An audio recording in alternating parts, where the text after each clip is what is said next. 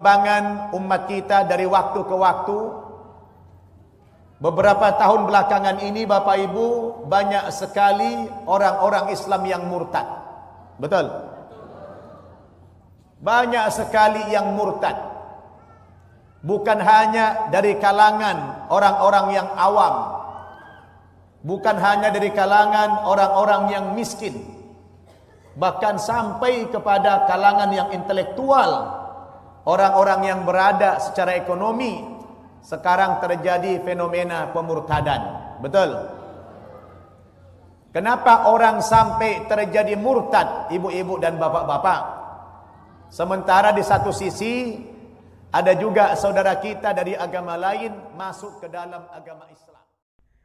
Ya, benar apa yang dikatakan oleh beliau tadi itu tepat sekali, bahwa memang faktanya ialah banyak orang dari agama beliau itu yang kemudian murtad dan berpindah keyakinan. Dan salah satunya yang menjadi tujuan agama baru mereka adalah agama Kristen. Terhitung hari ini, pas saya bikin video ini, saya lihat video beliau tadi, lalu saya juga baru selesai membaptis beberapa orang, dan salah satunya adalah orang Islam. Ya. Dan pada waktu saya membaptis, biasanya saya bertanya dulu, ini kenapa? Mau ikut? Yakinkah? Percayakah? Tidak ada paksaankah? Dan mereka bilang tidak ada paksaan. Kami dengan secara sadar mempercayai bahwa untuk masuk surga hanya melalui Tuhan Yesus. Lalu saya menjelaskan beberapa hal kepada mereka yang bagi saya adalah hal-hal mendasar, bahwa Anda ini bisa percaya karena Tuhan, apapun caranya. Ya, bukan karena saya pendeta atau pendeta yang lain atau cara yang lain, bukan. Cara-cara itu tidak akan berdampak apa-apa. Tidak akan mampu menarik orang kalau memang orang itu tidak dipilih oleh Allah. Orang itu tidak ditarik oleh Allah. Makanya pada waktu membaptis tadi, saya mengingatkan beberapa ayat firman Allah. Misalnya, Yohanes pasal 6 ayat 37, saya ingatkan kepada kawan muslim atau saudara muslim yang memberi diri dibaptis dan masuk Kristen menjadi pengikut Kristus. Saya bilang Yohanes 6 ayat 37 berbunyi, yang adalah perkataan Tuhan Yesus langsung. Dia bilang begini, semua yang diberikan Bapa kepadaku akan datang kepadaku, dan barang siapa datang kepadaku, ia tidak akan kubuang. Ya. Lalu dalam Yohanes 6 ya ayat 44, Tuhan Yesus sendiri berfirman, tidak ada seorang pun bisa datang atau dapat datang kepadaku kalau ia tidak ditarik oleh Bapa yang mengutus aku, dan orang itu akan kubangkitkan pada akhir zaman. Jadi bahwa seseorang bisa datang kepada Yesus, percaya kepada Yesus, mengakui Yesus sebagai Tuhan dan Juru Selamat, mempercayai bahwa di bawah kolong langit ini tidak ada nama lain yang olehnya orang beroleh selamat. Yesus Kristus adalah satu-satunya jalan, kebenaran dan hidup. Yesus adalah Allah yang menjadi manusia. Maka orang itu harus mengerti bahwa itu bukan karena jagonya seorang pendeta menjelaskan ayat-ayat, bukan. Bukan karena jagonya pendeta berkhotbah, bukan. Pendeta memang harus berkhotbah, harus menjelaskan ayat dengan sungguh-sungguh, bahkan menjelaskan ayat secara benar, dengan tafsiran yang benar, dengan dasar pendeta itu juga bertobat, itu lebih bagus lagi.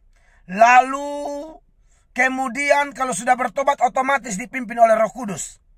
Tetapi kalau orang bisa bertobat, itu karena beberapa ayat tadi merupakan ayat yang mewakili ayat-ayat senada yang mengingatkan bahwa Tuhanlah yang menyelamatkan orang-orang tersebut. Ketika di gereja Korintus mulai ada semacam gap lah. Jemaat mulai terbagi gara-gara mengidolakan hamba Tuhan, pengkhotbah. Ada yang bilang aku dari golongan Paulus, ada yang bilang aku dari golongan Apolos, ada yang bilang aku dari golongan Kefas, dan lain sebagainya. Tapi Paulus menulis di dalam 1 Korintus pasal 3 itu, mulai ayat 5 sampai ayat 7. Paulus ingatkan bahwa kamu diselamatkan oleh Tuhan melalui hamba Tuhan dengan cara yang Tuhan berikan kepada hamba Tuhan itu masing-masing. Ada melalui khotbah, ada yang melalui debat, mungkin ada juga yang melalui doa kesembuhan mujizat. Kalau konteks sekarang, ada juga yang bikin pujian-pujian rohani, dan pujian-pujian itu bersumber dari Alkitab, jadi menjadi semacam khotbah yang berirama, orang mendengar, orang dijamah, disentuh, ditangkap oleh Tuhan melalui itu semua. Tapi Paulus mengatakan bahwa apakah Apolos? Paulus bilang, aku menanam, Apolos menyiram. Tapi pertumbuhan itu adalah Allah, dikerjakan oleh Allah. Jadi yang penting bukan yang menanam atau yang menyiram, tetapi tetapi Allah yang memberi pertumbuhan. Jadi, kalau Ustadz Nababan tadi bilang banyak orang Islam murtad, ya, dan kalau memang dia kemudian menjadi Kristen yang sungguh-sungguh, itu pasti karena Tuhan. Karena ada juga kan mungkin pindah agama dengan alasan-alasan yang tidak jelas, alasan-alasan remeh, bahkan alasan-alasan yang tidak ada hubungan dengan kekekalan. Hanya gara-gara mau menikah lah, hanya gara-gara supaya ekonominya semakin membaik lah, gara-gara apa lagi? Pekerjaan lah, uang lah, popularitas lah, pangkat kedudukan. Nah, ini tidak benar. Tapi yang saya maksudkan di sini, kalau seseorang pindah dari agama lain dan masuk ke dalam agama Kristen, dan dia mengalami Yesus, dan saya sudah ketemu banyak orang seperti ini. Sebagai pendeta yang sering membaptis orang Islam, saya bersuka cita. Kenapa saya bersuka cita? Karena Alkitab berkata, ada satu orang bertobat, satu sorga bersuka cita. Masa sorga bersuka cita? Lalu saya pendeta, hamba Tuhan tidak bersuka cita? Otomatis saya bersuka cita. Bahkan sangat bersuka cita. Ya. Dan saya dengan kuasa, dengan kebenaran firman yang Tuhan taruh di hati dan pikiran saya selama saya menjadi hamba Tuhan, itu yang saya pakai, saya yakin menjadi pedoman bagi saya. Maka saya pun harus berusaha mengkhotbahkan, mengajarkan, meyakinkan orang-orang yang saya baptis itu dari Islam masuk Kristen, supaya betul-betul mereka masuk tidak ikut rame, tidak ikut arus, tidak panas-panas tai ayam, tidak semangat-semangat lalu hilang, tidak motivasi aneh-aneh, tapi motivasi yang lurus, yang kudus, yang benar. Jadi ketika melihat video di depan tadi bahwa Ustadz Nababan mengatakan sudah banyak orang Islam yang murtad, itu benar. Itu benar. Ya. Itu benar. Dan sekali lagi, itu Tuhan yang tarik mereka. Tuhan Yesus berkata dalam Matius 11 ayat 27 ya. Tidak ada seorang mengenal Bapa selain anak, tidak ada mengenal anak selain Bapa, dan orang yang kepadanya anak itu berkenan menyatakannya. Yohanes 6 ayat 37 dan Yohanes 6 ayat 44 mengatakan, Bapa yang berikan kepada Yesus, Bapa yang tarik sehingga orang bisa percaya Yesus. Matius 11 ayat 27, Yesus bilang, orang yang kepadanya anak itu berkenan menyatakannya. Berarti kesimpulannya apa? Memang orang bisa bertobat itu adalah mutlak kasih dan kuasa dari Bapa, Anak, dan Roh Kudus. Dalam 1 Korintus 12 ayat 3 ya. Di bagian yang terakhir itu, ayat itu bilang begini. Tidak ada seorang pun yang bisa mengaku Yesus Kristus adalah Tuhan selain oleh Roh Kudus.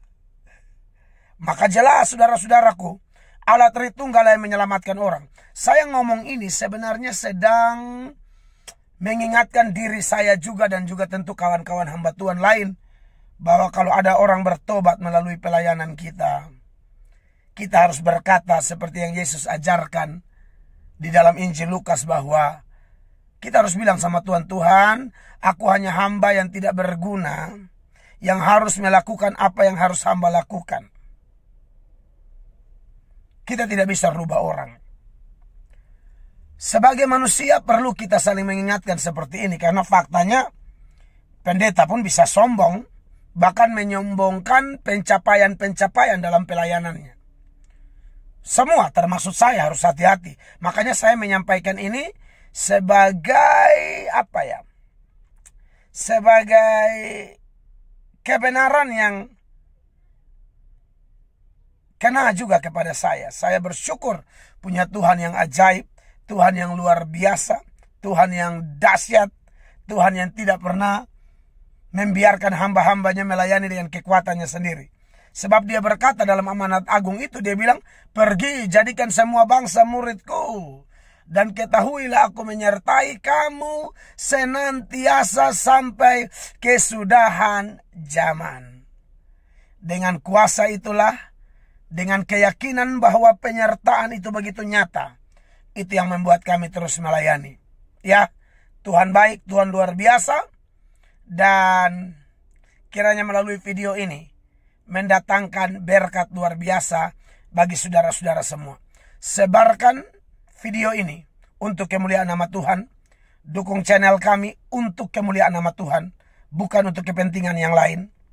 Sekali lagi, untuk demi kepentingan penginjilan. Dan juga saudara yang mendukung channel ini tentu demi kepentingan saudara juga. Maksudnya apa? Ketika ada video-video baru yang betul-betul di dalamnya memberitakan Injil, menyebarkan hal-hal rohani, saudara akan dikuatkan. Ya, terima kasih banyak. Tuhan Yesus memberkati, Tuhan Yesus beserta kita, dan bersama Tuhan kita cakap melakukan perkara-perkara besar. Shalom.